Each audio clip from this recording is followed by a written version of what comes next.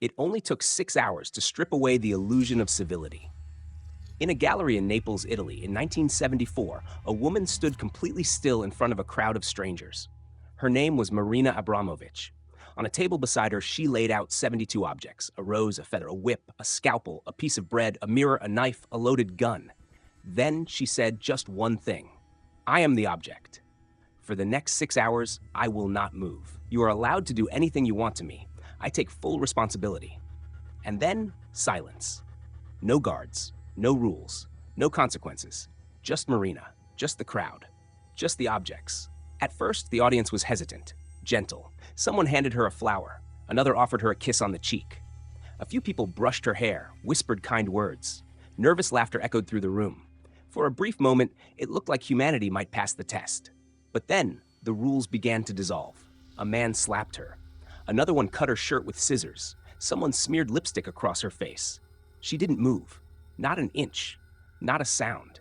She had become a blank canvas. And the audience, ordinary people, professionals, students, tourists, they became the brush.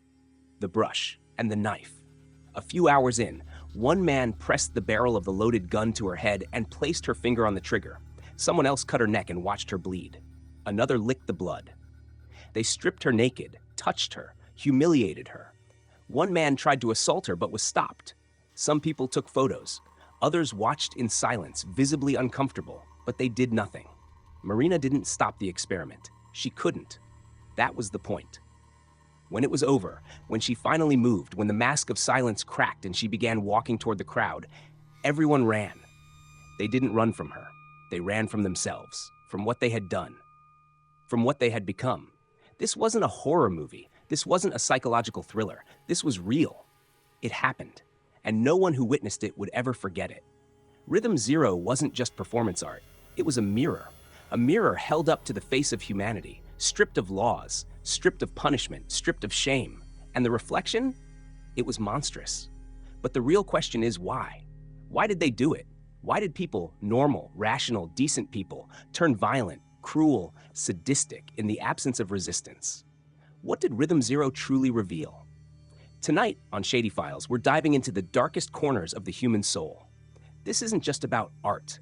It's about power, psychology, crowd behavior, the fragility of morality, and the terrifying ease with which ordinary people can become something else entirely when no one is watching. If you think you know yourself, if you believe you'd never fall into that kind of madness, stay with us. She was born in Belgrade, Yugoslavia in 1946, into a world still reeling from war, a world where silence was survival and love was earned, not given. Her parents were national heroes, partisans, soldiers, ruthless. Her mother, Danica, was a strict disciplinarian who demanded obedience and perfection. Marina was not raised, she would later say, but trained. She was locked in her room for hours, not allowed to cry, not allowed to disobey. Even into her 20s, she had to be home by 10 o'clock at night.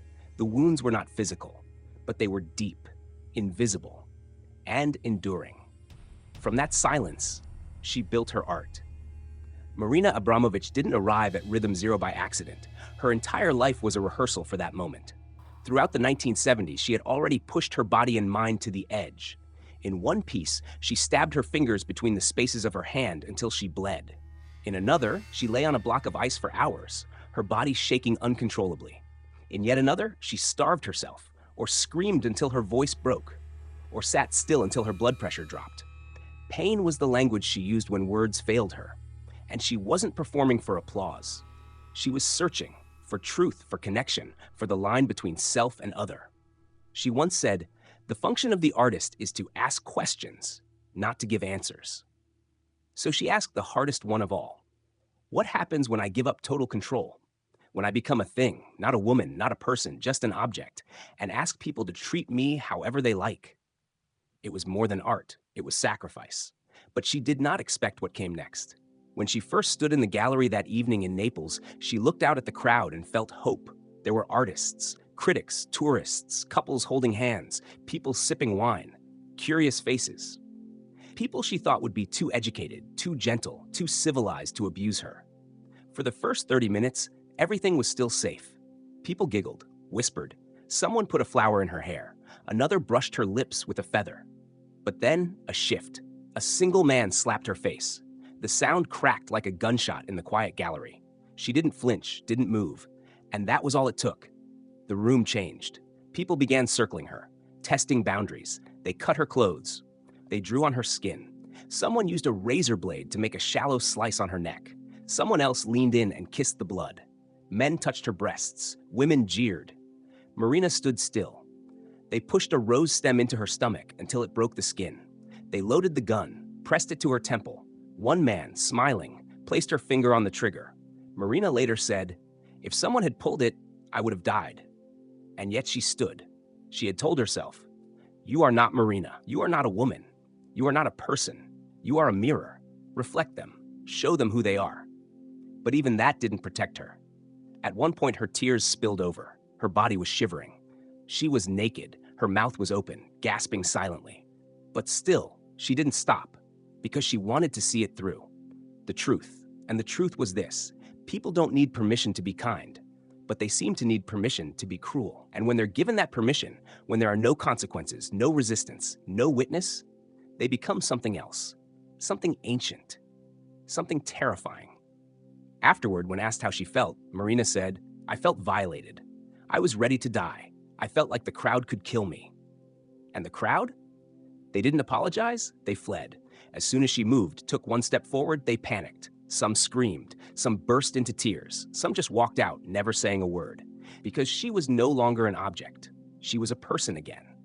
And that meant everything they had done wasn't a game. It was real. Rhythm Zero wasn't just an experiment in art, it was a test of conscience.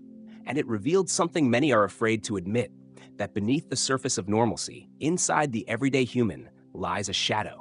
And when that shadow is unchained, even the gentlest souls can become something they do not recognize. There's a moment, quiet, subtle, almost invisible, when a person stops thinking for themselves. It happens in a crowd, in a group, in a room full of strangers. It happens when everyone is watching, but no one feels seen. That moment is where the most dangerous kind of transformation begins. Psychologists call it deindividuation, when people lose their sense of individual identity and responsibility in a collective. In simpler terms, it's what happens when someone says, "Everyone else was doing it." During Rhythm Zero, this wasn't just art. It was a live demonstration of one of the most disturbing truths about human nature, that when people believe they won't be held accountable, they often act in ways they never imagined they could. At first, many people in the gallery probably thought they'd never cross a line. They were artists, students, tourists. Curious, yes, but not violent. Not cruel. They approached Marina slowly, with caution. A flower here, a kiss on the cheek, a brush through the hair. But it only takes one person to slap her, one person to cut her shirt, one person to draw blood. And then the spell breaks. The room shifts. People look around and realize they're not alone. They're part of something bigger, something nameless. The rules are gone. And suddenly, their actions don't feel like theirs anymore. They belong to the group. That's when cruelty becomes easy. The longer it went on, the worse it became. A man placed the loaded gun to her head, and everyone watched. Someone cut her body, and others took photos. No one stopped the man who tried to assault her until it was nearly too late. And yet, others were there. People who didn't participate in the violence. But they didn't stop it either. Some stood frozen, some turned away. A few nervously laughed. Some whispered, "It's just art." But that's the thing. Art doesn't bleed. Marina did. Psychologists have studied this phenomenon for decades. From the Stanford prison experiment, where students playing the role of guards abused fellow students posing as prisoners, to the Milgram experiment, where participants continued to administer what they believed were painful electric shocks simply because someone in a lab coat told them to. The conclusions are always haunting. People are not inherently evil, but they are disturbingly obedient. Especially when authority, anonymity, or groupthink tell them it's okay. In the gallery that night, no one was shouting orders. There was no loudspeaker commanding violence. The invitation was silent, invisible, and that's what made it worse. The room became its own organism. Marina was no longer Marina. She had told them she was an object, and so they believed her. Objects don't feel pain. Objects don't cry. Objects don't have boundaries. You can write on them, cut them, strip them, hold them down. So they did. And yet, Amid the horror, something else happened. Something small, but powerful. A woman stepped forward. She saw Marina's tears, her trembling, the blood, and instead of turning away, she wiped the tears from her face. Then she wrapped a coat around her. Others joined her. One offered a cigarette. Someone helped cover her naked body. For the first time in hours, people looked at Marina and saw a human being again. That moment, the reversal, was just as important as everything before it, because it proved that kindness, too, can be contagious. One act of compassion broke the spell. One person choosing humanity changed the atmosphere in the room. People began to feel shame, guilt, horror. They had to face what they had done or what they had allowed. And when Marina finally moved, it was over. The power shifted back. The experiment ended. But the question remained, why did no one stop it sooner? Some blamed the format. It was just performance. Others blamed Marina herself. She asked for it. But deep down, everyone knew the truth. They didn't stop it because they didn't want to break the illusion. It was easier to go along, easier to watch, easier to believe that someone else would step in, that it wasn't their job, that they weren't responsible. This is the dark lesson of Rhythm Zero, that cruelty doesn't always look like a villain. Sometimes it looks like silence, like a quiet room full of people pretending not to see. What if evil isn't something that exists outside of us? What if it lives within, silent, patient, waiting? In 1963, political theorist Hannah Arendt covered the trial of Adolf Eichmann, the Nazi bureaucrat who organized the logistics of the Holocaust. She didn't find a monster. She found a man, ordinary, unremarkable, polite. He wasn't full of hatred or rage. He was full of paperwork. Her conclusion was terrifying. The world's worst atrocities aren't always committed by fanatics, but by ordinary people who simply follow orders, stay silent, and refuse to think. She called it the banality of evil. Marina Abramović's Rhythm Zero was a mirror of that idea. No one in the gallery set out to become cruel. No one walked in with a plan to harm her. And yet, step by step, act by act, they fell into it. Not because they were psychopaths, but because they were human. Carl Jung, the Swiss psychiatrist, warned us of this shadow long before. He said, "The shadow is the part of ourselves we do not wish to see, but it is only by confronting the shadow that we become whole." Rhythm Zero forced the audience to face their shadow, and many failed. The shadow is not just violence. It's the part of us that wants control, domination, indulgence without consequence. It's the thrill of power unchecked. In Marina's experiment, the invitation to treat another human being as an object unlocked that shadow. And once it was released, it took over. But Marina didn't do this to provoke shame. She did it to provoke truth. Because if we keep pretending that cruelty is other, that evil belongs only to monsters, then we miss the point. We miss the warning. Friedrich Nietzsche said, "Whoever fights monsters should see to it that in the process he does not become a monster." And if you gaze long enough into an abyss, the abyss will gaze back into you. Marina created that abyss, and the crowd, they stared into it. And many became what they never thought they could be, but only because they believed the usual rules no longer applied, that their actions had no weight, that this was just art. But bleeding is not performance. Fear is not theater. When Marina cried, when her body shook, when the gun was pressed to her temple, those were not metaphors. They were warnings, embodied warnings. And yet, something else happened that night. Something subtle, something redemptive. After the experiment ended, many people were shattered. Some couldn't look Marina in the eye. Others apologized, though she said nothing. No accusations, no lectures, just presence. And in that silence, some began to reckon with themselves. This too is part of the shadow, the ability to recognize it, to confront it, to say, "That was me. I did that. And I have to live with it." Rhythm Zero was never about proving people are evil. It was about revealing how fragile morality is when it's untethered from accountability, how easily the mask of civility can slip, and how quickly compassion can be replaced by curiosity, then cruelty. But it also showed something else. That choice remains. Even in the darkest moments, someone can step forward, like the woman who wiped Marina's tears, like those who covered her body, offered her warmth, and reminded others, without saying a word, that she was still human. And when that happened, the spell broke. The room changed again, not because of force, but because of conscience. Philosophy doesn't offer easy answers, but it does offer questions. And Rhythm Zero leaves us with one that echoes far beyond the gallery in Naples. What would you have done if you were in that room? When it ended, Marina took one step forward, and the crowd scattered. People who had watched her bleed, people who had laughed, people who had drawn on her body, cut her clothes, held a loaded gun to her head. They vanished like shadows chased by light. No one waited to say goodbye. No one stayed to help. They were gone. Later, Marina would reflect on it with chilling clarity. They couldn't face me as a person.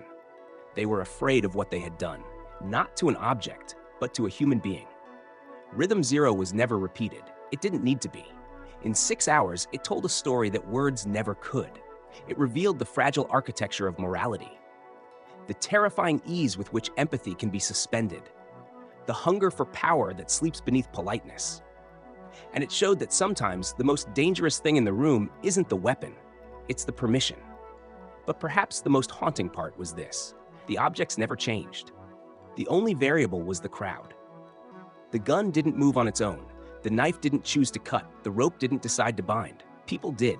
And when given permission to cross the line, many did so eagerly, even gleefully. But not all. And that's the point. In every crowd, there is the one who slaps and the one who watches. The one who draws blood and the one who wipes it away. The one who pushes the gun closer and the one who lowers it. Rhythm Zero reminds us that both possibilities live within us. That kindness and cruelty, courage and cowardice are not traits of different kinds of people, but choices made by all of us, every day, sometimes in an instant. Marina Abramović went on to become one of the most important performance artists of our time. She continued to test the boundaries of vulnerability and presence, but she never forgot that night in Naples. It stayed with her, just as it has stayed with us. Because Rhythm Zero is no longer just a moment in art history. It's a parable, a mirror, a warning, and it echoes louder today than ever before. In a world addicted to spectacle, where cruelty is often masked as entertainment, where outrage is currency and empathy is dismissed as weakness, we are still in that gallery. The objects are still on the table, the room is still watching, and the question still hangs in the air. What will you choose to do? This has been Shady Files. If this story moved you, disturbed you, or made you reflect, don't just scroll on. Share it, talk about it, and most of all, look in the mirror and ask yourself, when the silence comes, who will I become?